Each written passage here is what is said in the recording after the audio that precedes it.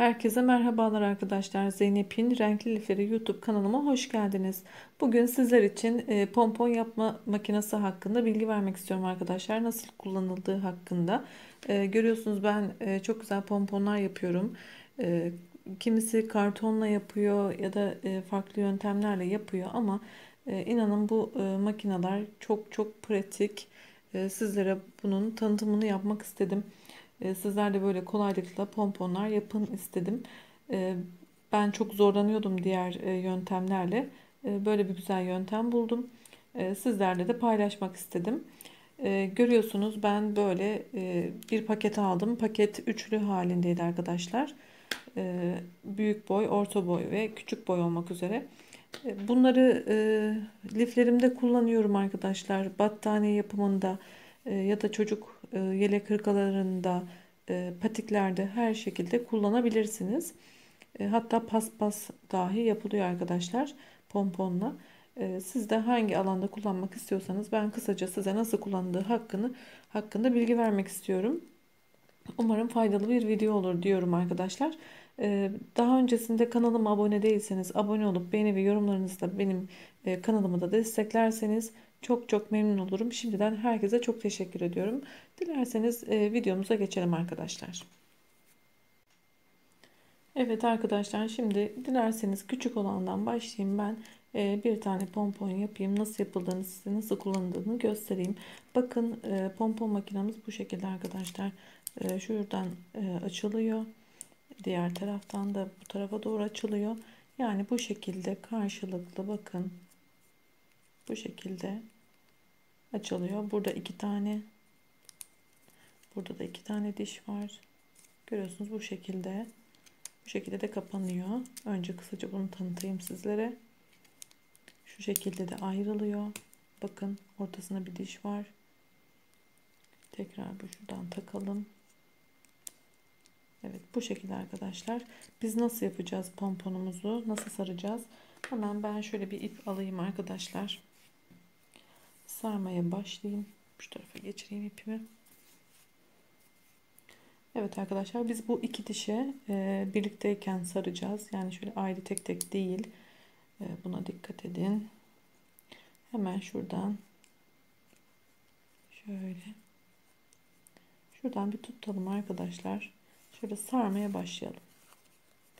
Yani nasıl sardığımız çok önemli değil. Sadece o ipi kaçırmadan oraya bir sabitleyelim.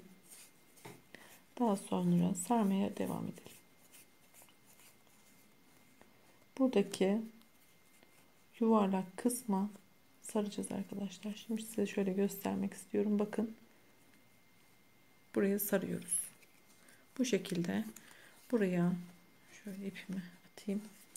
Evet, buraya sarıyoruz arkadaşlar. Boşluk kalmayana kadar.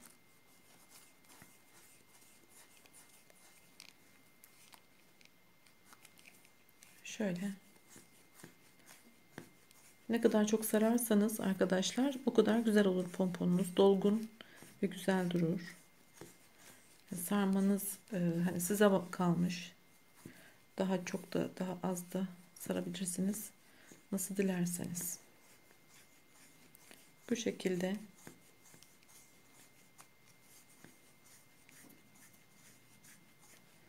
sarıyoruz arkadaşlar.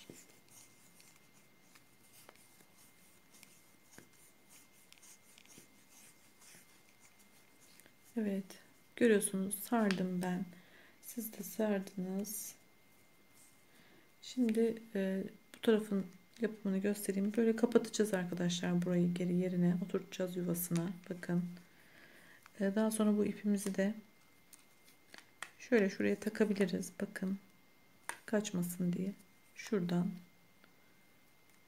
şöyle takalım. Ve burayı keselim.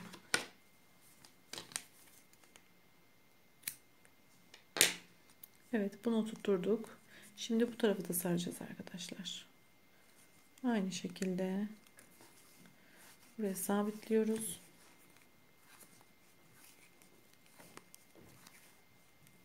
Gerçekten çok rahatlık pompon yapımında.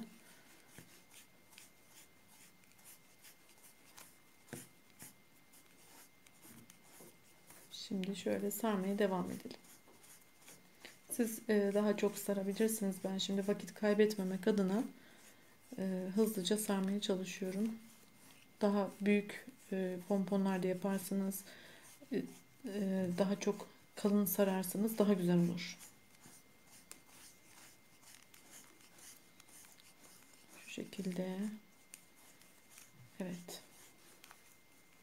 Evet, burası da yeterli arkadaşlar. Onu da şu şekilde kapatalım. Bakın, buraya oturtalım.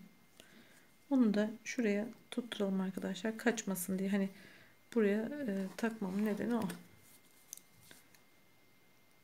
Şöyle keselim. Evet, görüyorsunuz. Pomponumu sardım. Şuradaki açtığım kısımlar arkadaşlar. Açtığım kısımlara sardım. Her iki tarafa. Daha sonra kapattım. Bu kadar. Şimdi arkadaşlar şöyle ipimizden uzunca bir parça keselim. Evet, bu iple pomponumuzu bağlayacağız. Bu burada kalsın. Şimdi nasıl çıkartacağız arkadaşlar pomponumuzu, onu göstereyim. Hemen makasla bakın, buradan keseceğiz. Karşıdan da keseceğiz. Hemen şimdi kesme işlemine başlıyorum arkadaşlar. Şöyle ortadan makasla,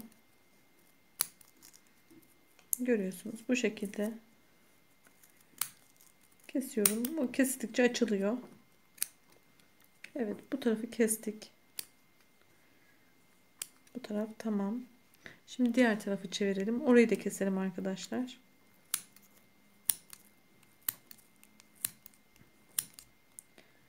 Şöyle. Evet. Evet arkadaşlar, görüyorsunuz. Her iki tarafı da kestik. Bu şekilde. Şimdi ipimizi alalım. Tam şu ortadan arkadaşlar, ortasından şöyle görüyorsunuz, boşluk var. Oradan pomponumuzu bağlayacağız arkadaşlar. Şuradan aradan geçirin. Şu şekilde bakın. Böyle ben bir doluyorum bunu. Bir kere böyle. Daha sonra buradan sıkı 2 tane düğüm yapın. Bakın, içine gitti ip. Orada düğüm oldu. Şimdi tekrar bir düğüm daha yaptım. İpimi sıkılaştırdım. Evet. Şimdi arkadaşlar şu parçayı alayım. Buraya taktığımız parçaydı bu. Evet. Evet. Şimdi pomponumuzu çıkartabiliriz arkadaşlar. Hemen şöyle, ilk başlarken de göstermiştim. Arada bir diş vardı. Oradan çekelim. Şöyle yavaşça. Evet. Geliyor arkadaşlar. Evet, geldi. Gördünüz, çıktı. Şimdi bu tarafı da çıkartalım. Şuradan bahsediyordum. Evet. Bakın arkadaşlar, bunu tekrar buradan dişine oturtalım. Evet, pompon makinemizle işimiz bitti. Evet, görüyorsunuz arkadaşlar, pomponumuz oldu. Çok da güzel oldu. Boyu da güzel çıktı. Şimdi arkadaşlar, şurada fazlalıklar oluyor bazen. Uzun kısa ipler oluyor. Hani sardığımız yön itibariyle. Bunu makas yardımıyla şöyle düzeltin arkadaşlar. Bakın, bu şekilde.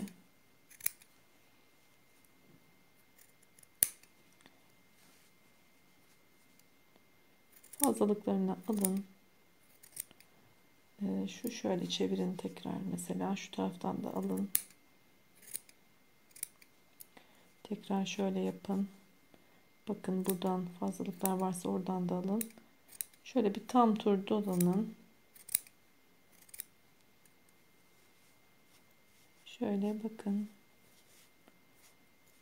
Şuradan da biraz alalım.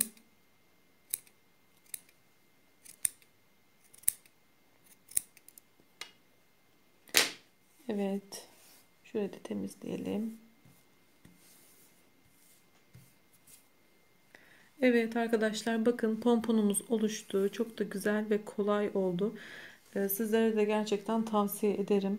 Bakın, böyle benim gibi renkli pomponlar yapmak istiyorsanız çok güzel bir makine.